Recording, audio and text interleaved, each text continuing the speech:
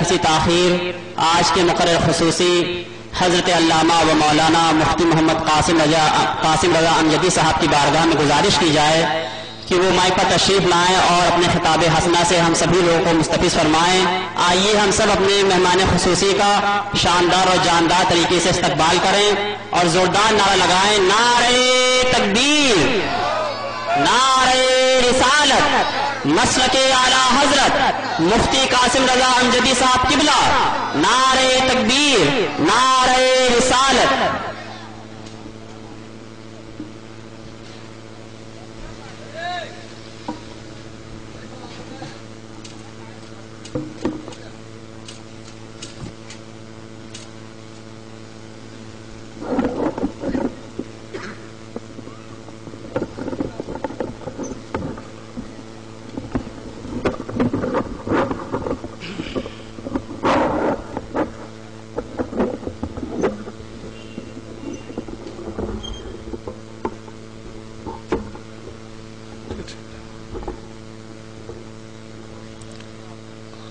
Stage پر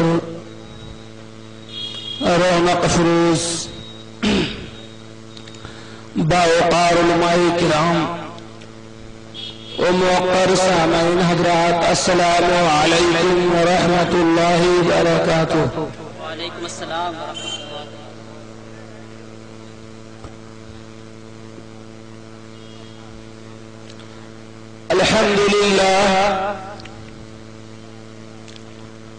الحمد لله رب العالمين والعاقبة للمتقين والصلاة والسلام على سيد المرسلين وعلى آله وأصحابه أجمعين، أما بعد فأعوذ بالله من الشيطان الرجيم، بسم الله الرحمن الرحيم، الذين آمنوا وكانوا يتقون، صدق الله مولانا العظيم۔ نعرہ تکبیر، نعرہ رسالت، علماء اہل سنت مولانا مظفر حسین مصباحی صاحب قبلہ، نعرہ تکبیر، نعرہ رسالت۔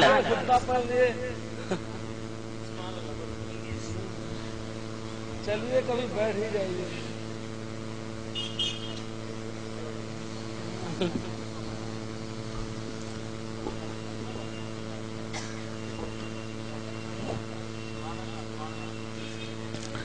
حضرات، قابل مبارکباد ہیں رضا فاؤنڈیشن کے افراد جو موقع پر جلسے کو قائم کر کے آپ کے قلوب و اذہان کو روشن کرنے اور آپ کو اعمال کے سنوارنے کا عظیم موقع عطا کرتے ہیں۔ خداوند قدوس سے دعا ہے رب قدیر ان تمام افراد کو اور جو تمام لوگ یہاں حاضر ہیں سب کو دارین میں کامیاب فرمائے، سب کو فلاح و ظفر عطا فرمائے۔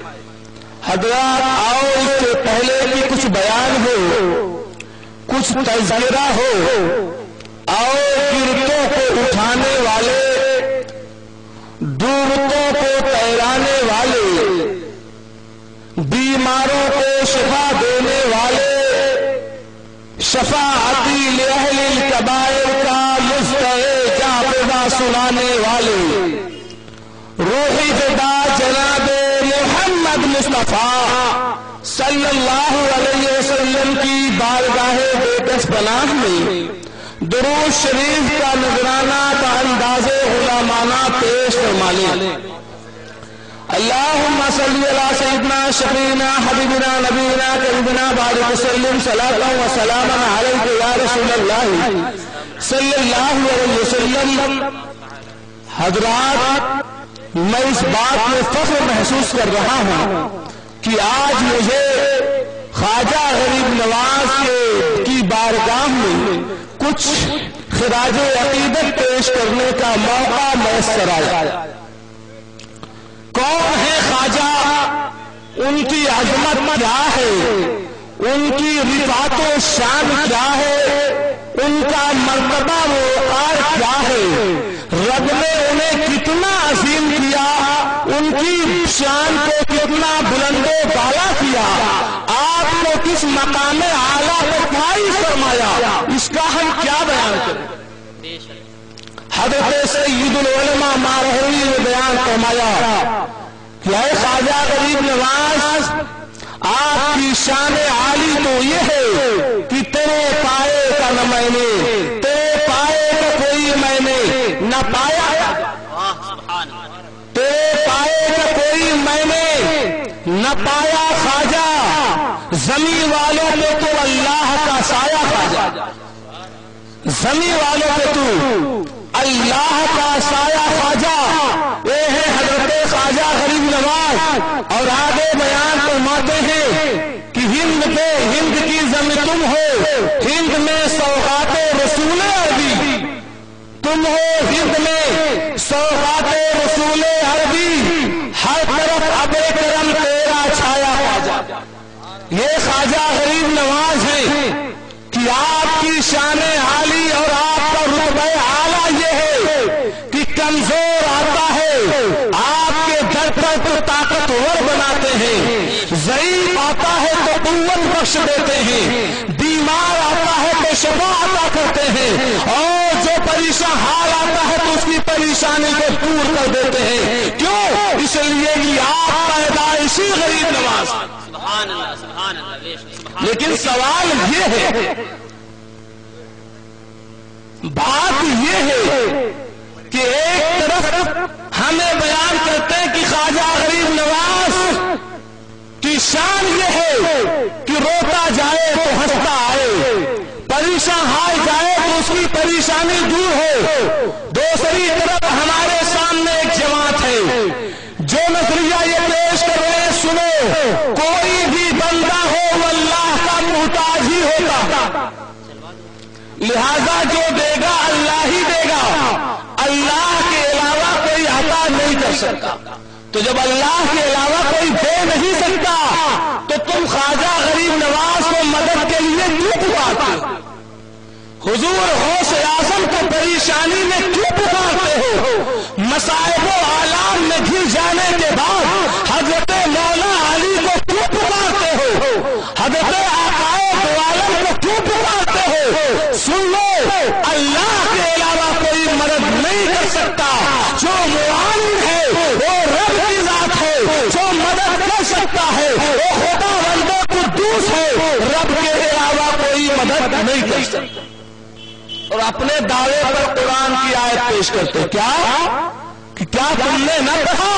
ارے قرآن پڑھتے ہو تو پڑھتے ہو، رب فرماتا ہے اے میرے بندے کہو ایاک نعبد و ایاک نستعین، ہم تیری ہی عبادت کرتے ہیں اور تجھی سے مدد چاہتے ہیں۔ تو جب تم اللہ ہی سے مدد چاہتے ہو تو خواجہ غریب نواز سے مدد کیوں مانگ رہے ہو؟ غوث اعظم سے مدد کیوں مانگ رہے ہو؟ حضرت موسیٰ قاسم سے مدد کیوں مانگ رہے ہو؟ امام باقر سے مدد کیوں مانگ رہے ہو؟ امام حسین سے مدد کیوں مانگ رہے ہو؟ مولا علی سے مدد کیوں مانگ رہے ہو؟ آقائے دو عالم کو مدد کے لیے کیوں پکار رہے ہو؟ قرآن کا حوالہ پیش کیا، لیکن سن لو، ہر قرآن پڑھنے والا فلاح و ظفر حاصل نہ کرے گا۔ اگر خالی قرآن کو پڑھ لینا ہی کافی ہوتا تو اللہ تعالیٰ قرآن کو نازل کر دیتا، صاحب قرآن پر قرآن کو نازل نہ کرتا۔ آقائے دو عالم کو بھیج کر رب نے قرآن ان کو دے دیا ہے تاکہ اے لوگوں اب قرآن کو سمجھنا ہے تو فرمانے مصطفیٰ کے زیر اثر سمجھنا ہوگا، میرے آقا جو بیان فرمائیں گے جس کا جو مطلب وہی سمجھنا ہوگا، اس کا وہی مفہوم جاننا ہوگا۔ اگر اس کے خلاف مطلب نکالو گے تو تباہ و ہلاک ہو جاؤ گے، برباد ہو جاؤ گے۔ اور خود قرآن ہی پر توجہ دو کہ اگر کہہ دو کہ رب ہی سے ہم مدد مانگ سکتے ہیں، اللہ کے علاوہ کوئی مددگار نہیں، اللہ کے علاوہ کوئی معاون نہیں، اللہ کے علاوہ کوئی پریشانی کو دور اور مشکل کو دور نہیں کر سکتا۔ تو سن لو، دوسری جگہ رب خود ارشاد فرماتا ہے وَاسْتَعِينُوا بِالصَّبْرِ وَالصَّلَاةِ، صبر اور نماز سے مدد چاہو، اور صبر و نماز یہ خدا نہیں ہے۔ پتہ چلا کہ غیر اللہ سے مدد مانگنا درست ہے، بے شک سبحان اللہ، لیکن کون جو غیر اللہ، وہ غیر اللہ جو اللہ کے محبوب ہیں، جو اللہ کو پسند ہے، نماز رب کو پسند ہے، اس کے ذریعے تم دعا کرو گے اور مدد مانگو گے، اللہ تبارک و تعالیٰ تمہاری پریشانی کو ختم کر دے گا۔ صبر رب کو پسند ہے، اسی طرح اولیاء اللہ یہ اللہ کے دوست ہیں، یہ بھی رب کو پسند ہے، لہذا ان سے بھی مدد چاہو گے تو تمہاری پریشانی دور ہو جائے گی اور تمہاری مشکلات آسان ہو جائیں گی۔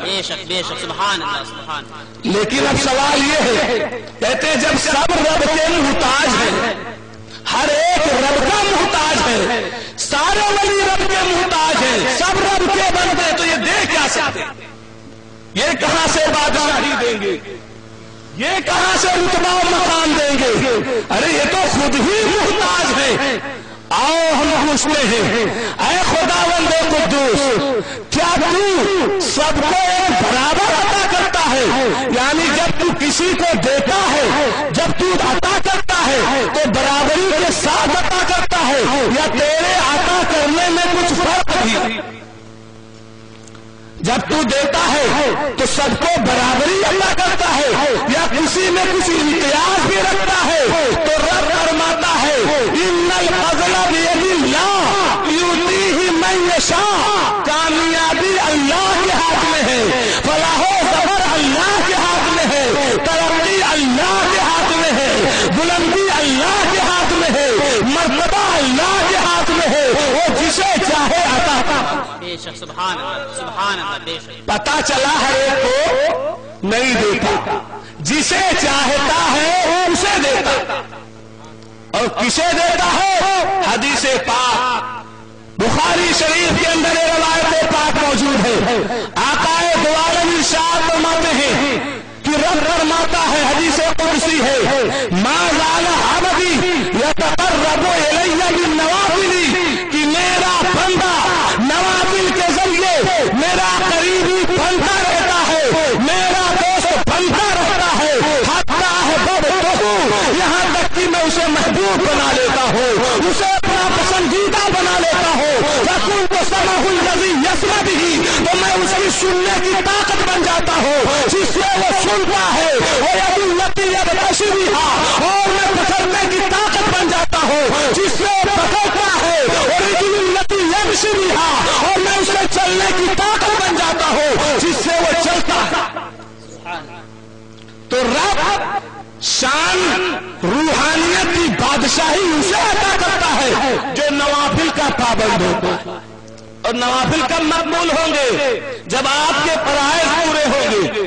آپ علماء سے رابطہ قائم کریں، حضرت مولانا مظفر حسین صاحب سے آپ دریافت فرمائیں، حضرت میری نوافل میری نمازیں کچھ ترک ہیں، قضا ہو گئی ہیں، میں نوافل پڑھنا چاہتا ہوں، تو کوئی بھی عالم آپ کو یہی مشورہ دے گا کہ نوافل کی شروعات تم بعد میں کرنا، پہلے اپنے قضا نمازیں پڑھو، کیونکہ نوافل اس وقت مقبول ہوگی جب فرائض مقبول ہو جائے، فرائض پورے ہو جائے۔ پتہ چلا کہ اولیاء کاملین واجب و فرض و سنت کو تو ادا کرتے ہی ہیں، اس کے بعد نوافل اتنا پڑھتے ہیں کہ رب میں اپنا قریبی بناتا ہے۔ بے شک بے شک سبحان اللہ۔ تو اللہ تعالیٰ انہیں شان عطا کرتا ہے، کہتے ہیں ہاں ہم نے مان لیا، اللہ تعالیٰ شان دیتا ہے، وقار دیتا ہے، مرتبہ عطا کرتا ہے، لیکن کسی کو اتنا تھوڑی دے گا کہ وہ لڑکا دے دے، کسی کو اتنا تھوڑی دے گا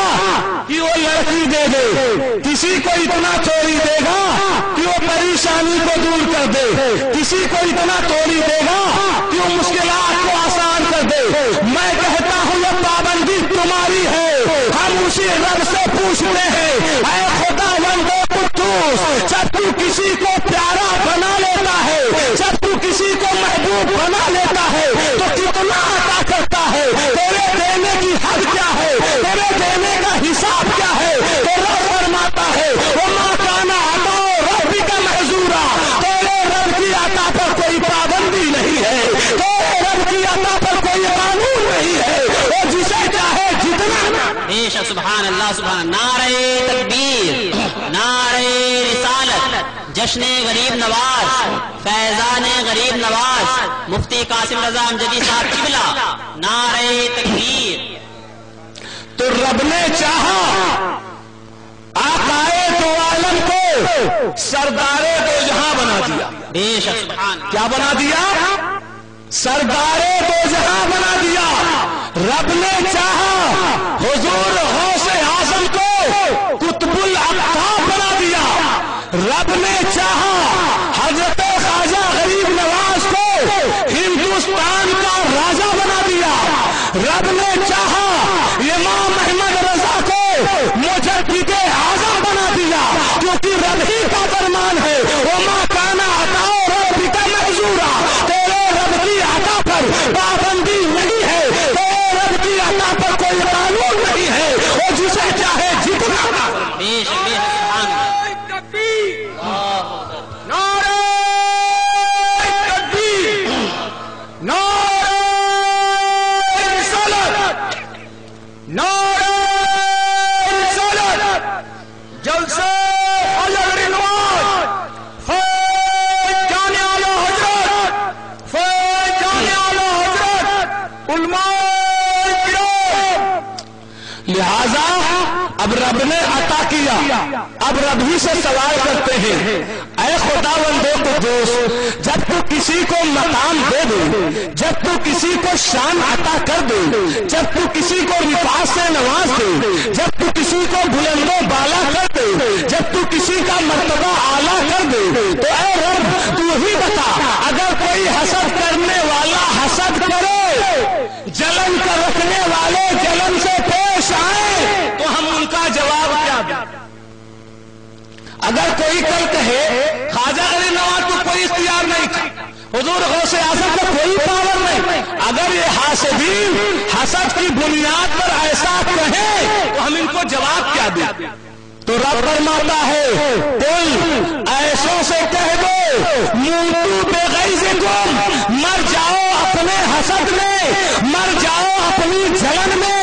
इन्नल्लाह अलीमुन बिज़ाति सुदूर, अल्लाह ताला तो दिलों के राज को जानने वाला है, अल्लाह ताला तो दिलों की कैफियत को जानने वाला। सुभान अल्लाह सुभान अल्लाह सुभान अल्लाह। लिहाजा मैं गौसे ख्वाजा गरीब नवाज की करामत बयान करूं, हजरत बयान फरमाए, कोई इनकार करे तो ये समझ लो ये ख्वाजा गरीब नवाज की अजमत को घटाना चाहता है, उनकी शान को घटाना चाहता है, लेकिन उस अक्ल के यकीन को ये खबर नहीं है ये कोई और नहीं अल्लाह के वली है, जिनके बारे में रब ने फरमाया मन आदा वलियन फक़द आज़नतहु बिल हर्ब, जो मेरे वली से दुश्मनी रखे, जो मेरे वली से हसद करे, वो मुझे लड़ाई का चैलेंज करता है। आला हजरत फरमाते हैं अक्ल होती तो खुदा से न लड़ाई लेते, अक्ल होती तो खुदा से न लड़ाई लेते। ये घटाएं यानी वहां भी घटाएं, देवबंदी घटाएं, ये घटाएं उसे मंजूर बढ़ाना तेरा। ये गौसे आज़म को घटाना चाहते हैं, ख्वाजा गरीब नवाज को घटाना चाहते हैं, हालांकि तेरा आलम यह है कि तू उनकी शान को बढ़ाना चाहता है। वाह वाह सुभान अल्लाह सुभान अल्लाह। वो घटाएं उन्हें मंजूर बढ़ाना तेरा। बेशक सुभान। तो जब ख्वाजा गरीब नवाज ने रियासत कर ली, तकवा इख्तियार कर लिया, परहेजगारी हासिल कर ली, आप ही की जिंदगी को जरा देखते चलो। आज कोई ये कह सकता है अरे ख्वाजा गरीब नवाज को हम क्या माने, मैं कहता हूं सुन लो, ख्वाजा गरीब नवाज की वो बात है कि अगर तुम अपने आप को मुसलमान कहोगे तो तुमको जरूर ये कहना पड़ेगा कि ख्वाजा गरीब नवाज नेक फर्द थे, क्योंकि कोई भी मजहब से मुताल्लिक रखने वाला हो उससे आप पूछो तुम्हारा सिलसिले इल्मी क्या है, तो जरूर अपने सिलसिले में हजरत शेख मुहद्दिक़ शेख अब्दुल हक मुहद्दिक़ देहलवी का नाम। بے شک سبحان اللہ. کیوں؟ کیونکہ شیخ محقق شیخ عبدالحق محدث دہلوی رضی اللہ تعالیٰ عنہ وہ ہے کہ علم حدیث کی تبلیغ کے لیے، علم حدیث کی خوشبو کو پھیلانے کے لیے آقائے دو عالم صلی اللہ علیہ وسلم نے انہیں ہندوستان بھیجا تھا. سبحان اللہ. بے شک یہ خواجہ غریب نواز کے کتنے ماننے والے ہیں. چنانچہ شرح خبر الصحابہ کے اندر موجود ہے کہ شیخ محقق شیخ عبدالحق محدث دہلوی رضی اللہ تعالیٰ عنہ جب خواجہ غریب نواز کے روضے پر پہنچتے ہیں تو آپ نے کہا تھا، اے خواجہ غریب نواز، میں نے اپنے علم کو آپ کے چوکھٹ کے باہر چھوڑ آیا ہے، میں یہاں خالی آیا ہوں تاکہ آپ مجھے چاہے جتنا عطا فرمائیں. واہ واہ سبحان اللہ سبحان اللہ.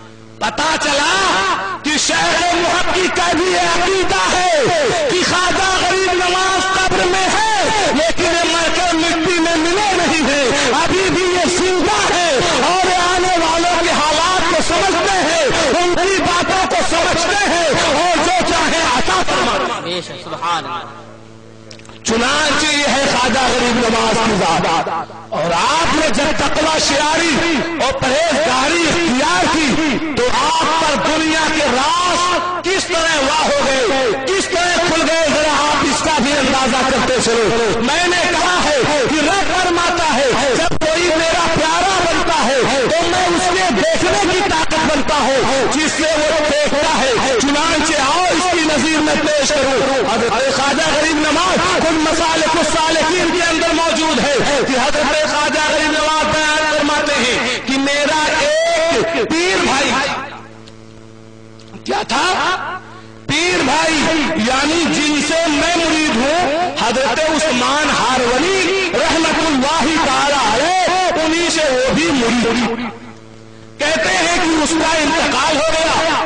جب اس کا انتقال ہو گیا تو پیر بھائی ہونے کے ناطے میں پہنچ گیا.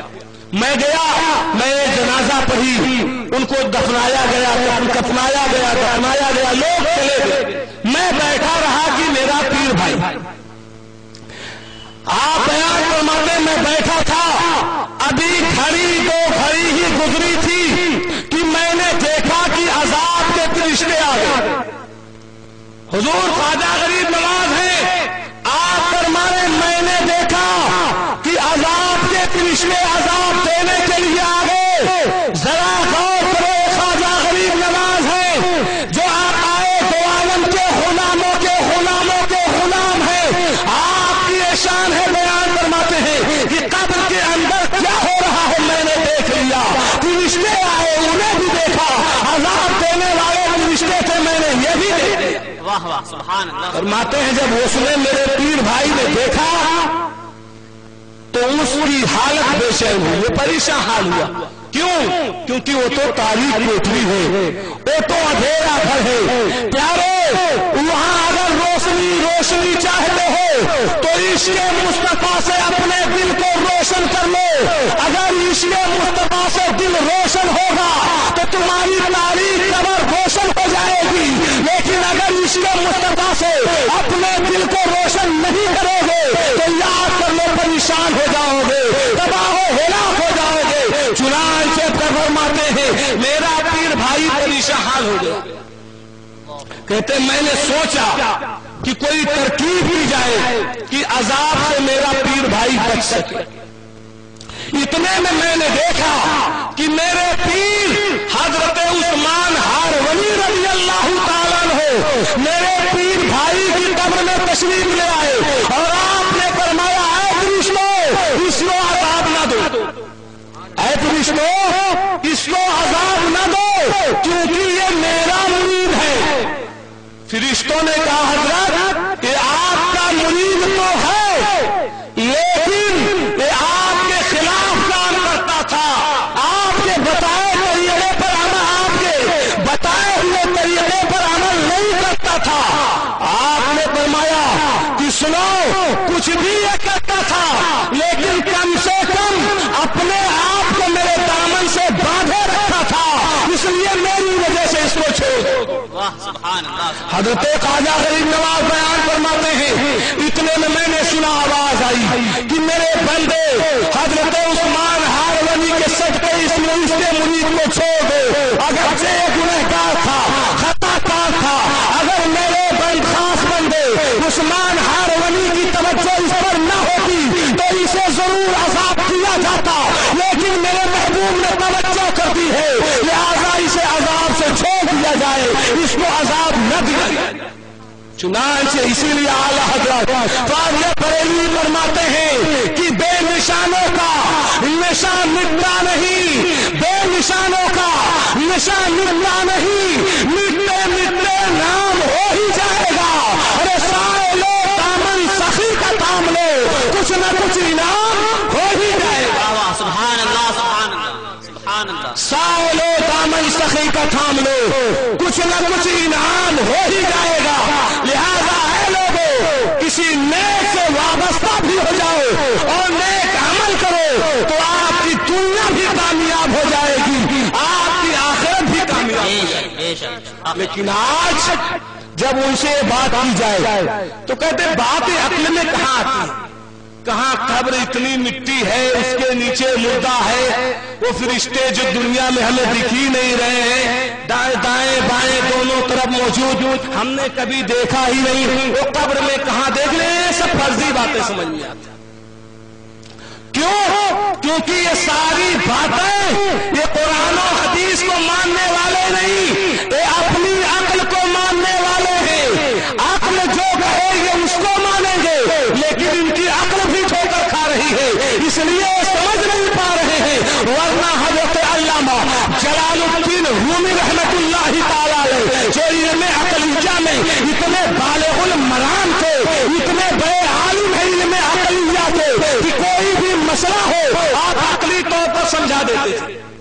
آپ نے اس کو سمجھاتے ہوئے ارشاد فرمایا اے لوگوں کارے پاکارا خود قیاس خود مغیر، فرماتے کارے پاکارا قیاس خود مغیر، بزرگان دین کے کاموں کو اپنے کاموں پر قیاس مت کرو، چنانچہ در نوستن شیر و شیر۔ آپ فرماتے ہیں جیسے کہ شیر اور شیر دونوں میں لکھنے میں ایک جیسے، کیا فرمایا کہ شیر و شیر لکھنے میں ایک جیسے ہیں، یعنی جو اردو جانتے ہیں وہ سمجھ لیں گے کہ شیر کے اندر بھی بڑی شین ہے اور یہ ہے اور رے ہے، اور جس طرح شیر لکھا جاتا ہے اسی طرح شین لکھا جاتا ہے، جو ہے ترکیبیہ اس کی ہے وہی شیر کی ہے، الفاظ دونوں میں ایک جیسے دکھتے ہیں۔ آپ فرماتے ہیں دیکھو شیر و شیر لکھنے میں ایک جیسے ہیں،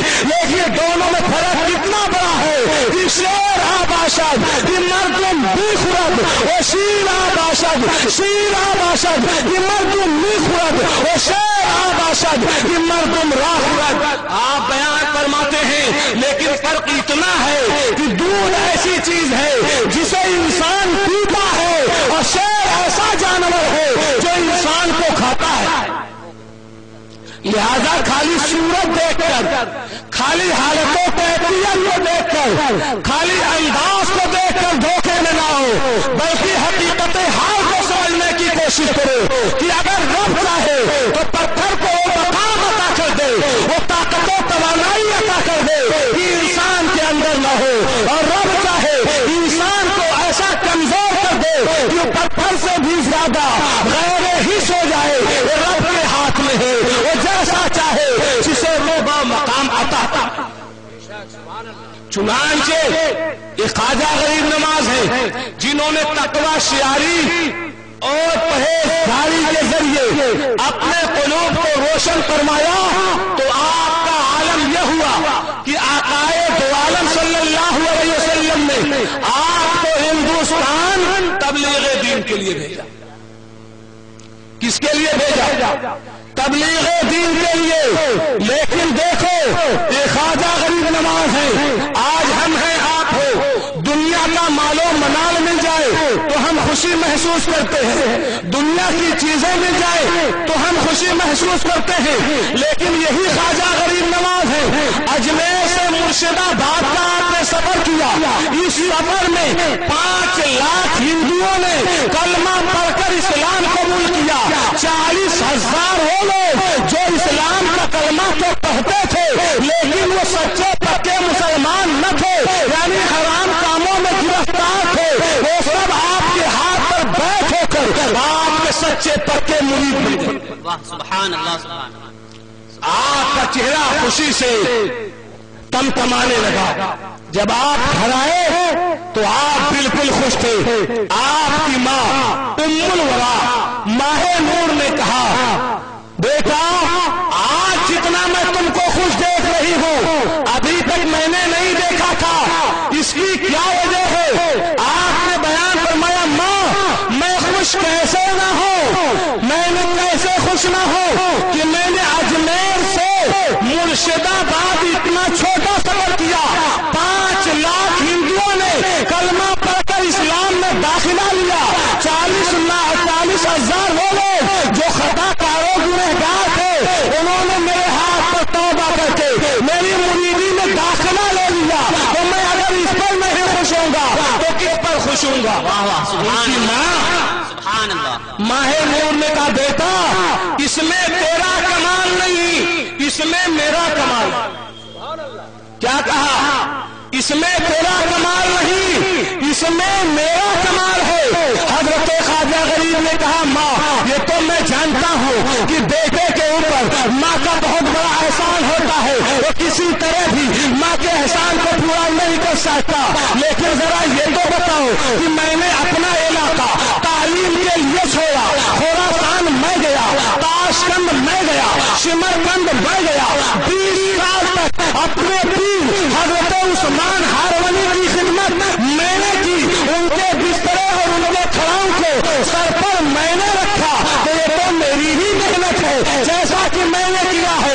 ان کی ماں نے کہا, بیٹا تم نے محنت تو کی ہے لیکن دین کی طرف جو تمہارا دل مائل ہوا ہے, جو تم دین سے لگے ہو, اس کی وجہ یہ ہے کہ میں نے تمہیں کبھی دودھ نہیں پلایا جب تک کہ میں کلمہ نہ پڑھ رہی ہوتی تھی اور میں اپنے سر کو ڈھکے نہیں ہوتی تھی.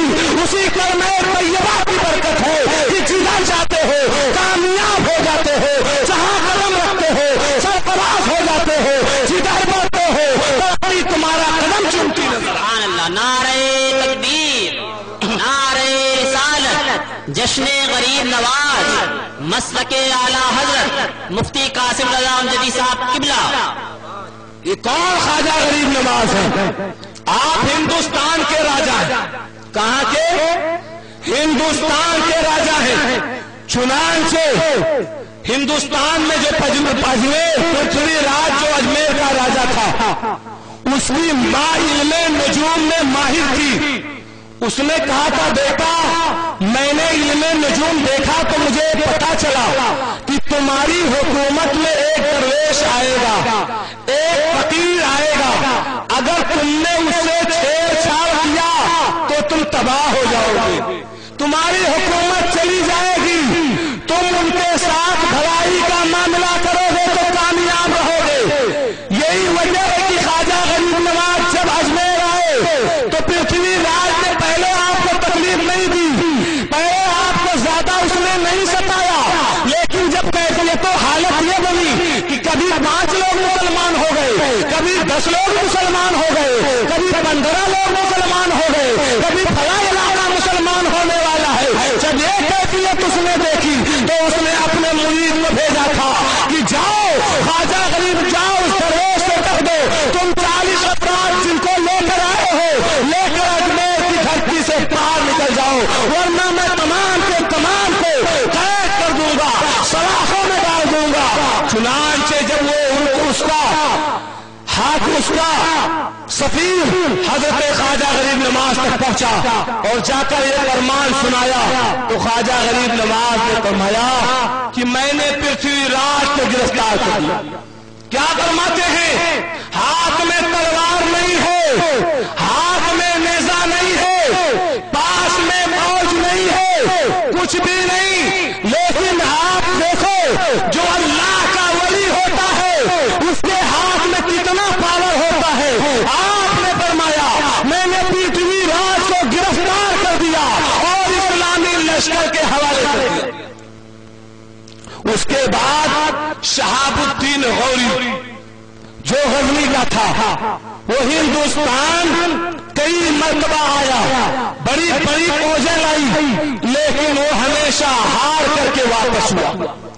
और उस हार का उसके दिल पर असर था, उस हार का उसके दिल पर इस तौर पर उसका दिल मगमूम था